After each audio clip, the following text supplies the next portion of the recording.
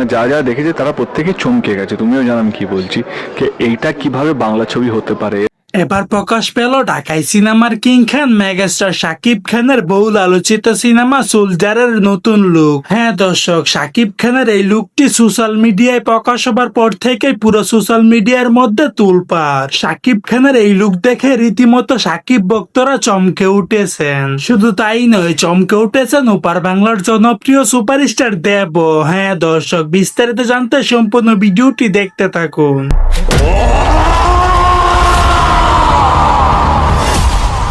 রাগান্বিত চেহারা, হাতে ভারী বস্তু, এজন্য যুদ্ধক্ষেত্রে যাওয়ার জন্য প্রস্তুত। অভিনেতা দেব দেখে বললেন, শাকিব খান এতটা ভয়ঙ্কর ভাবে ফিরে আসবে সেটা আমি কল্পনাই করতে পারছি না। শাকিবকে দেখে সত্যি অনেকটা ভয় পেয়েছি, কারণ এমনটা ভয়ঙ্কর লুকে শাকিব খানকে এর আগে দেখিনি। তোমার জন্য দেশ নাকি দেশের জন্য তুমি?